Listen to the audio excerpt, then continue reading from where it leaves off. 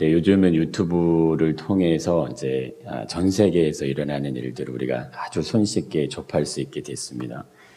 유튜브는 다양한 또 콘텐츠들이 이전에는 뭐 생각하기 좀 어려웠는데 다 이렇게 존재하면서 내가 뭐 원하면 쉽게 언제든 뭐 드라마든 영화든 스포츠든 게임이든 뭐 24시간 풀로 내가 원할 때 언제든 접할 수 있게 되었습니다. 이전에는 우리 직접 발로 뛰고 노력해서 정보도 얻고 기술도 얻고 어떤 지식들도 얻었는데 이제는 그게 필요가 없게 됐다. 웬만해서는 내가 원하는 그냥 골라서 취사 선택이 가능해졌죠. 쉬워지고 편리해지고 간편해졌습니다. 이게 이제 복잡하지 않고 기다리지 않아도 된다는 거예요. 이전에는 정보 있던 지식이 매우 중요했는데 이제는 이런 부분들도 내가 그걸 잘 알지 못해도 괜찮다는 거예요. 그냥 바로바로 업데이트를 시켜주기 때문에 그 지식을 어떻게 활용하는지도 자세히 또 설명해 주기 때문에 엄청 유익한 이제 삶의 모습을 가지는 거죠. 이런 것들 어떻게 활용하고 무엇을 선택할 것인가, 어떻게 그걸 선택할 것이냐만 잘 분별할 수 있으면 그런 매우 유용한 기능들이 우리 삶에 자리하고 있습니다. 그러면 앞으로의 시대에는 과연 어떻게 이제 변해갈 것이냐? 우선은 인공지능하고는 뭐 떨어질 수가 없겠죠. 이게 이제 과학 문명의 혜택 속에서 이미 이제 우리들의 삶에 많이 녹아져 있습니다. 편리성, 어떤 안정성, 또 이 속도의 차이, 뭐 인터넷만 해도 이 속도의 차이 엄청나잖아요. 대한민국 나라가 삶의 어떤 질적 수준 이게 이제 많이 녹아져 있기 때문에 지금보다 더 좋은 것을 찾으려고 계속되는 시도가 일어날 거라는 거예요. 그게 이제 발전할 수밖에 없고. 그러면 과학 문명은 점점점 성장하고 지속적으로 발전이 일어날 수밖에 없게 될 거다. 이제 그럴 수밖에 없는 이유들이 이미 우리 삶의 구석구석에 이제 녹아져 있다는 것입니다. 이 자유로움, 그러니까 누군가로부터 구속받지 않고 나만의 개성, 나만의 생각, 이게 이제 삶이 구체적으로 실현 가능한 시대 안에 들어왔다는 거죠. 그러니까 더 과학적이고 더 체계적이고 더 이성적이다 이렇게 얘기한다는 겁니다. 이게 문명이 발전할수록 이것이 더 논리적이고 과학적이다. 그래서 그것을 사람들이 이제 존경하고 따라가는데 이제 그게 더 계속 발전할 수밖에 없다는 거죠. 현재 우리의 삶도 이제 매우 비슷한 흐름 속에 있습니다. 우리의 삶이 매우 빠르죠. 엄청난 속도로 빠른데 그리고 그 변화의 폭이 엄청나게 크다는 겁니다. 너무 변화의 폭이 큰데 아직은 그래도 지금은 이제 아직 모든 세대가 공존하는 시대에 살고 있다고 할 수 있다는 거예요. 우리 부모님 세대, 그 윗세대, 아직 정말 그 6.25 전 세대, 일제의 어떤 그 시대에도 경험했던 분들이 살아있는 분들이 계시기 때문에 인터넷이 없었고 어떤 삶의 성장이 없었던 시대의 삶을 살았던 분들이 존재하기 때문에 아직은 공존이 되지만 이제 이 아이들이 저희 같은 나이대가 되게 되면 완전한 어떤 새로운 정말 새로운 세상이 이제 열리게 된다는 거죠. 어떻게 바뀔지 사실 예상이 어렵습니다. 그렇다면 신앙에 대한 부분들은 어떤 변화를 가져가게 될 것인가 하는 거예요. 이게 굉장히 궁금한 부분입니다. 오늘날을 살아가는 우리들의 삶에 믿음이라는 영역이 가진, 믿음이라는 것이 가지고 있는 어떤 능력, 권능, 이게 이제 그대로 전수가 될 수 있겠냐 하는 거죠. 오늘 본문의 말씀 예수님이 이제 직접 말씀해 주시는 말씀 이렇게 말씀하십니다. 쉽게 그냥 한 문장으로 하면 그냥 내 안에 거하라 이렇게 얘기하신다는 거예요. 내 안에 거하라. 근데 이게 매우 놀라운 의미를 가지게 된다는 겁니다. 우선 이게 누가 한 얘기냐 하는 거예요. 이 얘기를 누가 했는가 이게 굉장히 중요하죠. 일반적으로 평범한 사람들이 하는 말하고 대통령이 하는 말하고 좀 다르죠. 그가 가지는 어떤 포지션, 위치가 있기 때문에 거기서 오는 특별한 능력들이 있다는 거예요. 그 말 한마디 가진 권세가 있다는 거죠. 그럼 기업의 오너가 모든 사람들 앞에서 공개적으로 어떤 걸 딱 얘기를 했다.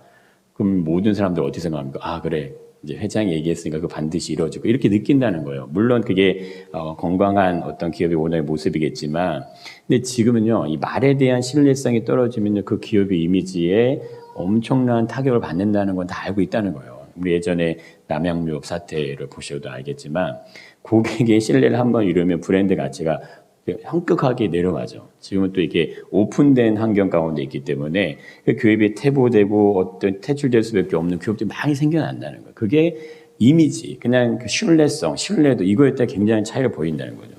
요즘에 핫한 그 프로그램이 있죠. 그 음악 가수들이 나와서 노래를 부르는 프로그램인데 레전드급의 이제 심사위원들이 이렇게 있고 이제 가수들이 나와서 노래를 부릅니다.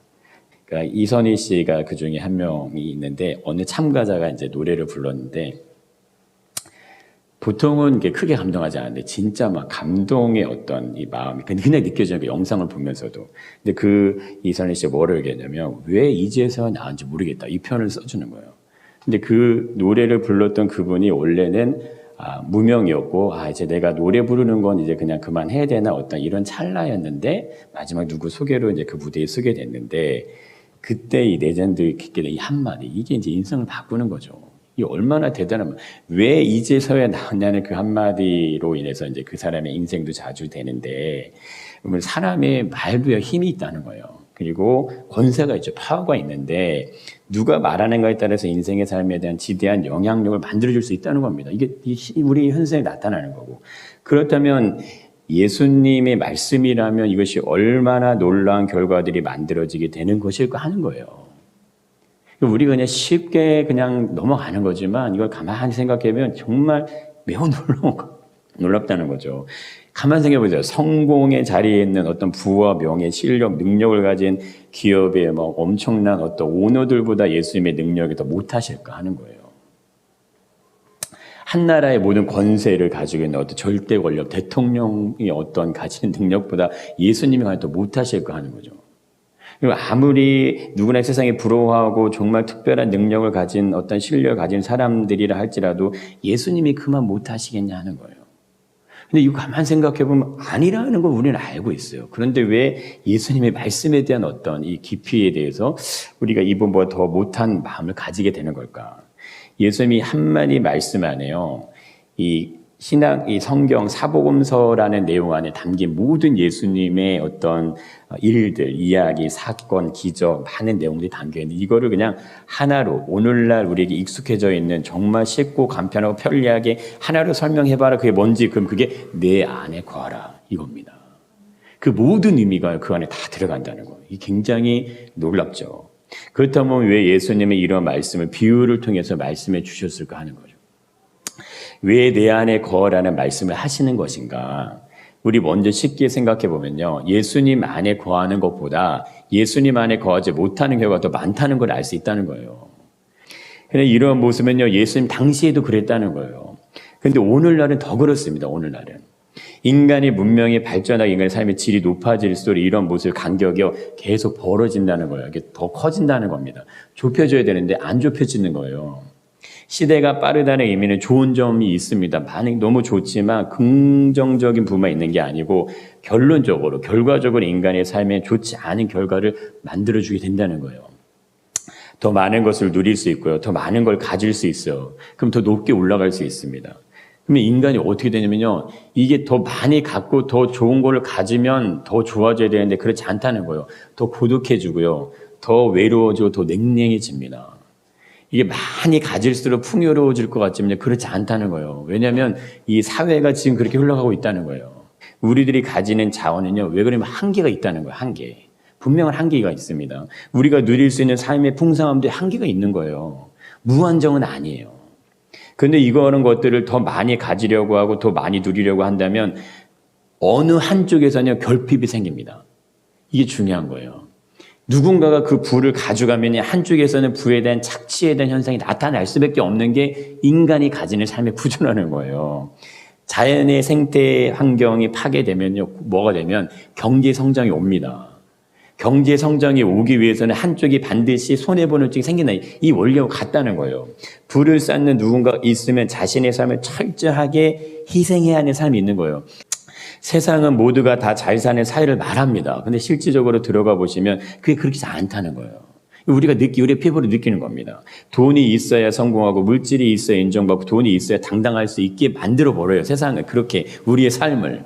이런 결과들을 결국 인간의 본질을요 그냥 물질화되게 이렇게 흘러가게 만든다는 거예요. 이게 굉장히 안타깝다는 겁니다. 나도 모르게 그렇게 그냥 길들여져 간다는 거예요. 보세요. 돈이 있고 힘이 있고 권력이 있는 자리에 있는 사람들이 이런 감각을 못 느낄 수도 있어요. 그거 웃기지도 않은 소리 하지 마. 실력 없고 돈 없고 능력 없는 사람들이나 그런 얘기 하는 거지. 이렇게 얘기할 수 있어요. 근데요. 보세요. 인간이라는 존재는 체험을 통해서 완성되는 존재가 아니라는 거예요. 무언가가 계속 채워지면은 부족함이 없기 때문에 그래 나는 됐다 이렇게 할 수 있는 존재가 아니라는 거예요. 아침 먹었다고 해서 하루 종일 안 먹어도 될까요? 안 그러잖아요. 내가 오늘 하루 종일 일을 했다고 해서 운동했다고 해서 진짜 한 달 동안 내가 운동 안 하면 내 몸이 유지됩니까? 안 그런다는 거예요. 체험에는 한계가 있고요. 그 한계는 시간이 흐름에 따라 자연스럽게 퇴보가 되는 겁니다. 그게 원리예요. 아무리 신체 능력이 뛰어난 운동선수 실력을 진짜 갖춰요. 필드에서 뛴다 하더라도 욕심을 가진다고 해서 언제까지나 동일한 레벨은 안 되는 겁니다.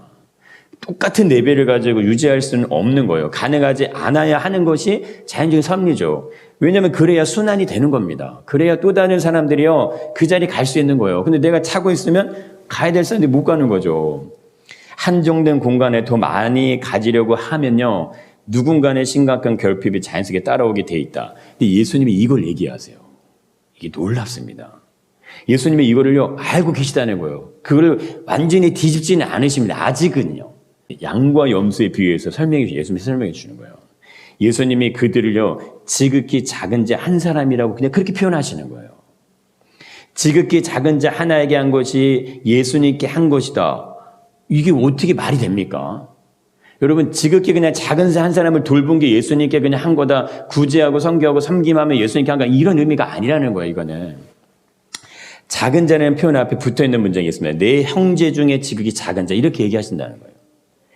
내가 줄일 때 너희가 먹을 걸 주었고 목마를 때 마시게 하였고 나그네 되었을 때 영접했고 헐벗을 때 옷을 입혔고 병들었을 때 돌보았고 옥에 갇혔을 때 와서 보았다. 모두 다 무엇인가가 결핍이 있는 대상들이에요. 필요로 하는 모든 영역에 존재하는 그 대상들을 얘기하신다는 거예요. 예수님이 우리 시대를 모르실까 하는 거예요. 지금의 우리의 삶의 모습을 모르실까? 우리가 무엇을 따라가고 있는가, 어떠한 삶의 모습을 살아가고 있는가 이걸 정확하게 아신다는 겁니다. 절대 모르지 않으신다는 거예요.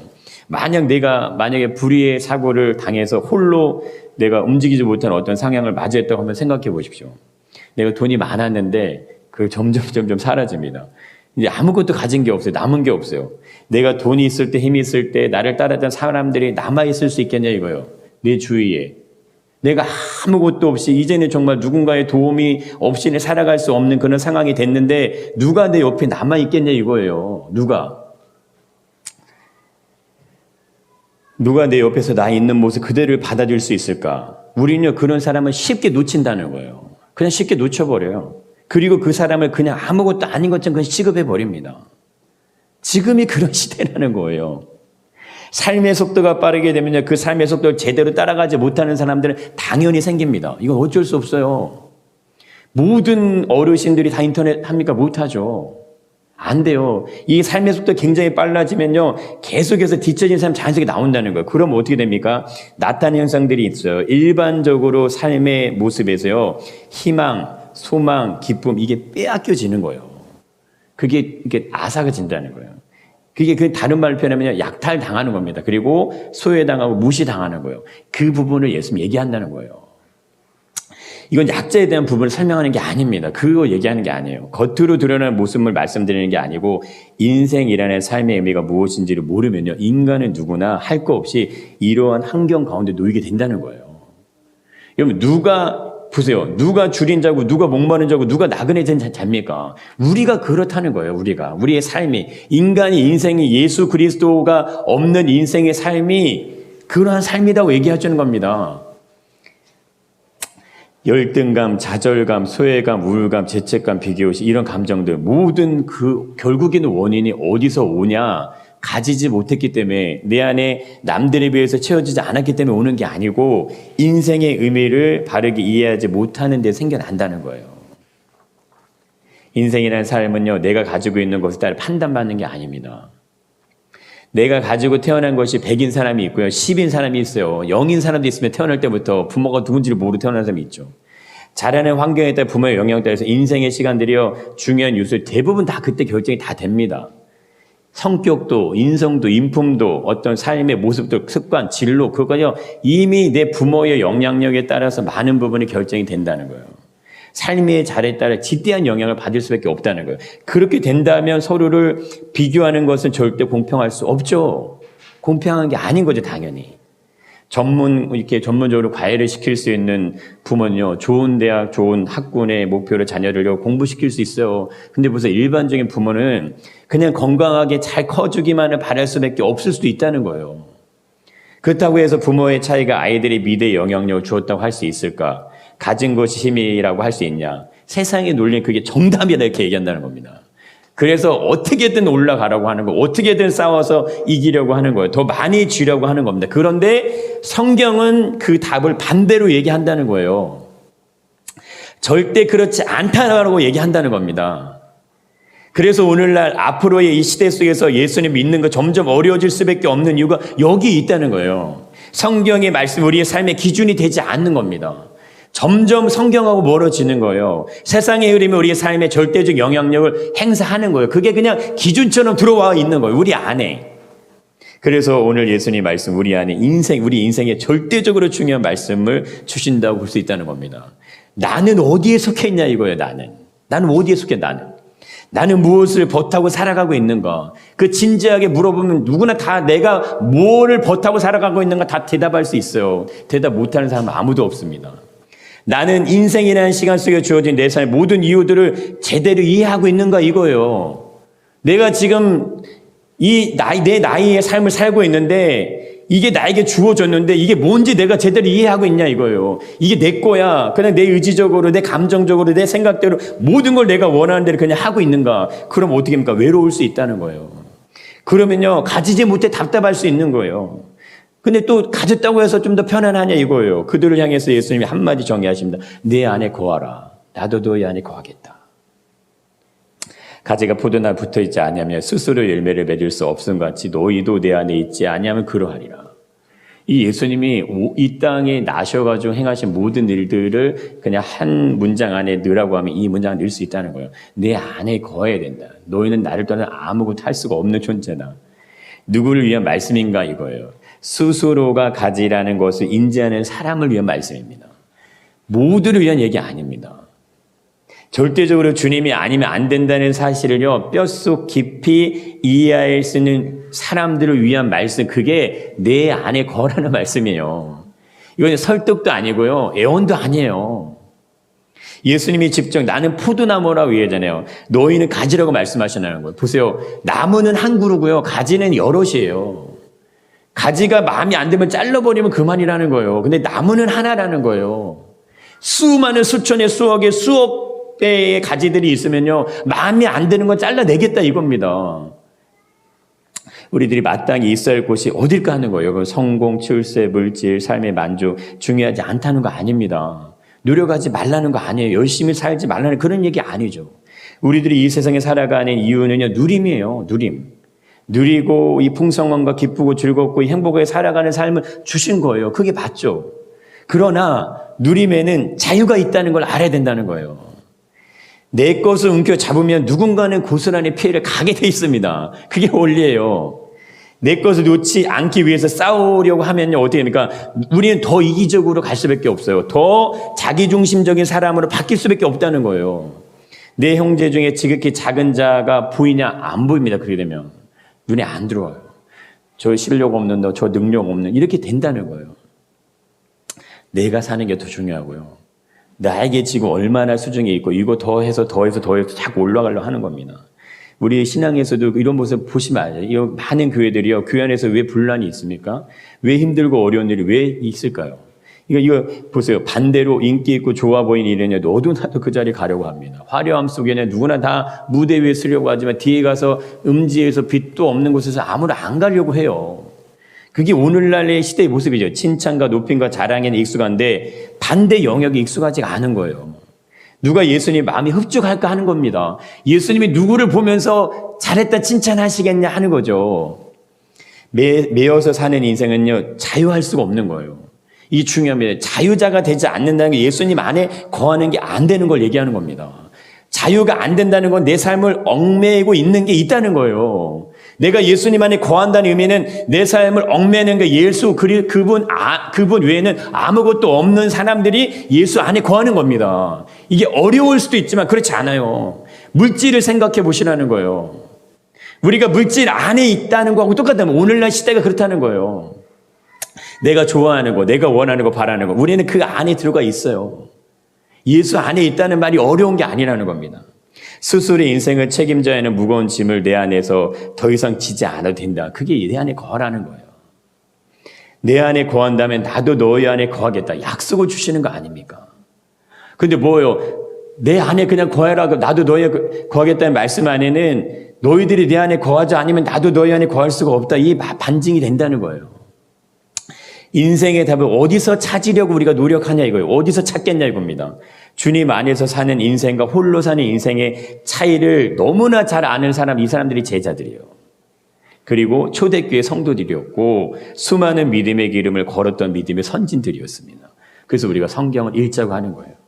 우리에게는 우리가 가보지 않은 인생의 수많은 시간들 먼저 갔던 증인들이 있다는 거예요. 그거를 증거해 주는 거예요. 그들이 지금은 이 땅에 존재하지 않아요. 이미 갔어요. 하나님 나라에 가 있지만 한결같이 목청이 터지라고 우리에게 얘기하는 겁니다. 주님 안에 거하라.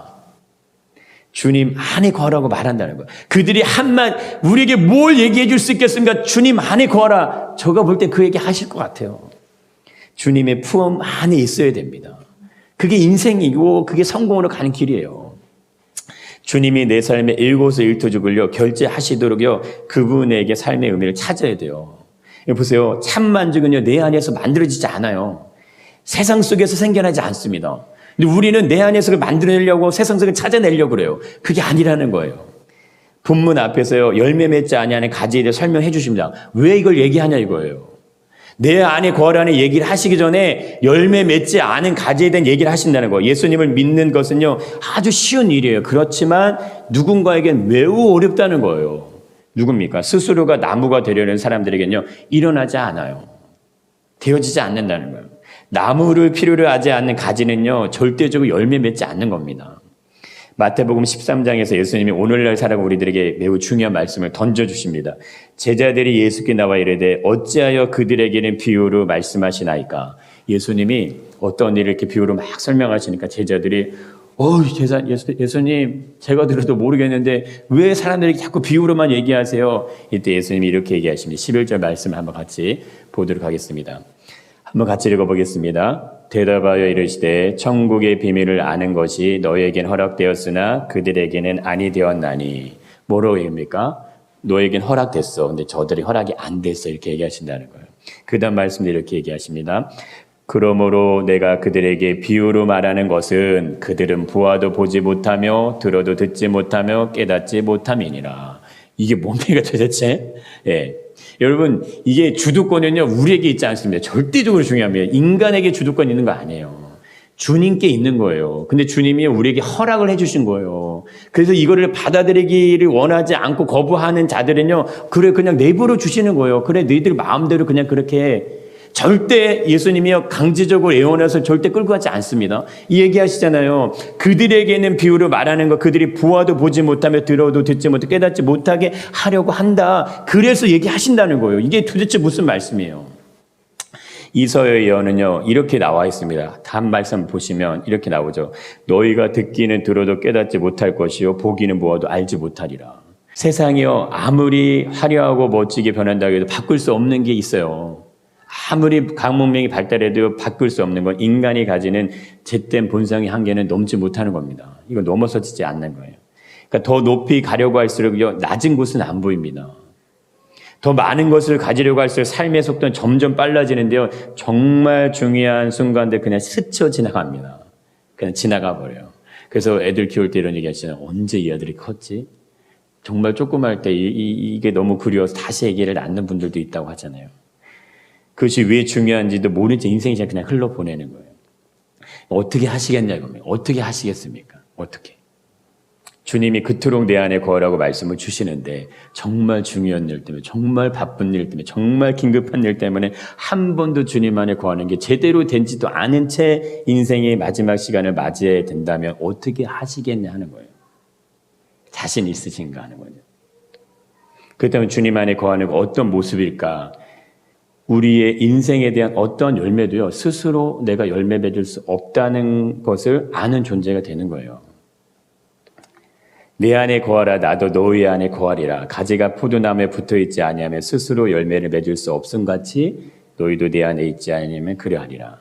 근데 우리는 이렇게 말할 수 있어요. 아닌데요? 예수님 안에 있지 않아도요 나는 많은 열매를 맺고 살아가고 있는데요? 그게 맞죠?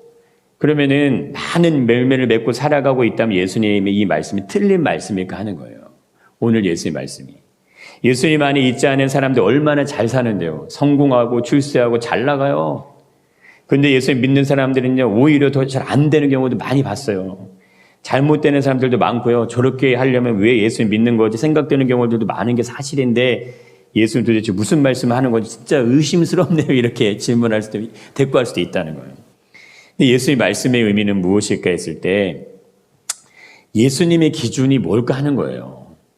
이 세상 사람들이 살아가고 있는 삶의 기준이 예수님과 기준과 맞아떨어질까 하는 거예요. 물질이 있는지 실력이 능력이 성공이 있는지 빽이 있는지 그런 거 예수님이 그런 걸 보시지 않는다는 겁니다. 근데 왜 그걸 안 보신 예수님이 나무이기 때문에 안 보는 거예요.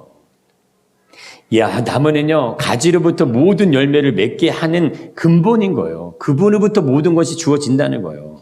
그래서 그분이 뭔가가 있어야지만 채워질 수 있는 그런 분이 아니라는 겁니다.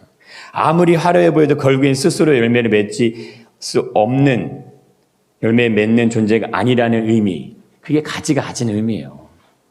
물질도 실력도 능력도 성공도 빽도 다 중요하죠. 중요하지 않다는 거 아닙니다. 가치 있습니다. 그러나 그것은 예수님께 붙어있는 가지는 될 수 없습니다. 아무리 많이 가져도 그걸로는 안 되는 거예요. 예수님께 붙어있는 가지는요, 예수님이 원하시는 열매를 맺는 가지예요. 우리들이 원하는 열매를 맺기 위해서 예수님이 내 안에 거하라고 말씀하시, 그게 아니라는 겁니다. 그렇게 생각하는 사람들은 결국엔 아버지께 그거를요, 제거해 버리신다고 분명히 말씀하시는 거예요. 이게 오늘날 우리가 직면한 어떤 믿음의 선한 싸움의 어떤 걸림입니다. 이거를 그냥 스무스하게 타고 넘어가 버려요. 정확하게 얘기하지 않고 부딪혀서 그게 아닌 걸 알려줘야 되는데 안 알려준다 이겁니다. 최선을 다해서 사는 인생하고요, 대충 사는 인생, 열심히 노력하는 인생과 빌붙어 사는 인생의 차이가 있죠. 그리고 공통점도 있습니다. 주님 안에 거하지 않는다면요, 둘 다 똑같은 인생이 된다는 거예요. 억울할 수 있죠. 그리고 불평할 수도 있습니다. 그래서 예수님 말씀이 신비라는 거예요. 들을 수 있는 사람에게 이것이 들리는 것이고 듣지 못하는 사람에게 들리지 않는다는 것입니다. 이 땅에서 아무리 우리가 원하는 걸 다 가졌어도요, 예수님의 눈에는 그것이 전혀 중요하지 않고 이 땅에서 아무리 정말 비참한 인생을 살았어도요, 그것으로 예수님이 그 사람을 판단하지 않는다는 겁니다. 어디까지나 우리 기준이에요. 어디까지는 나의 기준이고 내 기준, 내 판단, 내 생각을 가지고는요, 예수 안에 거하는 것이 안 된다는 겁니다. 그럼 뭘 얘기하냐? 성경이 말하는 어떤 기준의 가치관으로 바뀌는 거, 그게 예수 안에 거하는 거예요. 거기서부터 시작하는 부분을 예수님이 얘기하신다는 겁니다. 우리는 인생의 모든 시간을 주님이 없이도 얼마든지 살 수 있죠. 가능합니다. 그러나 그렇기 때문에 인생의 모든 무거운 짐을요, 나 홀로 지는 거예요. 불안, 염려 항상 떠나지 않은 인생 안에 있습니다. 사건, 사고 터져보세요. 두려움과 고통 항상 존재하는 인생입니다. 정말 불광역적인 일 만나면요, 코 빠지고 눈 빠지고 다 빠집니다. 안 빠지는 사람이 있을 것 같지만 없어요. 이 세상에 만약 이러한 삶의 모습들을 거치지 않고 살아냈다고 하더라도 좀만 기다리시면 그것에 대한 시간이 영원히 존재하고 있다는 걸 알게 되는 순간이 찾아온다는 거예요. 누가 그걸 피해 갈 거냐 이거죠. 예수 믿는 것은 어쩌면 쉽지 않을 수도 있어요. 그렇다면 예수님 안에 거하는 일도 쉬운 일이 아닐 수 있습니다. 그런데 보세요. 그 왜 쉽지 않냐 이거예요. 왜? 이해하기 어렵기 때문에 쉽지 않은 그거 아니라는 거예요. 예수님의 말씀이 이해가 되지 않아서가 아닙니다. 내 안에 거하라는 말씀이 너무 어렵기 때문도 아니에요. 그분 안에 거하는 것에 대한 진정한 만족, 이걸 모르기 때문에 그런 거예요. 모른다는 거예요. 예수님에 대한 목마름이 없다는 거예요. 당장 내 앞에 보여지는 것에 대한 만족, 그게 더 크기 때문에 세상적인 어떤 욕심, 욕망, 자랑, 정욕, 이게 강하기 때문에 예수님 안에 거하는 것이 시시해 보이는 거예요. 그러나 우리들이 한 가지 생각해 보는 게 있습니다. 내 안에 거하라는 말씀을 하시는 예수님은 자신 안에 거하게 하시기 위해서요, 뭘 내주셨어요? 목숨을 내어주시는 거예요. 이게 중요하다는 겁니다. 그럼 누가 나를 위해서 목숨을 내어주면서까지 그렇게 얘기하겠습니까? 아무리 재벌 오너든 어떤 유능한 사람이든 대통령이 누가 목숨을 내어줄 수 있겠냐 이거예요. 예수님 목숨을 주셨다는 거예요. 그리고 내 안에 거하라고 말씀하신다. 그러면 그분을 신뢰할 충분한 가치가 있는 거예요. 예수, 주님을 절대적으로 붙잡아야 될 충분한 이유가 성립이 된다는 겁니다. 정말 예수님이 나를 위해서 자신의 목숨을 내어주셨다면요, 진짜 우리가 목숨이 100개가 돼도 100개를 다 예수님께 드려도요, 전혀 아깝지가 않은 거예요. 그런 인생의 선택이 있으시길 축복합니다.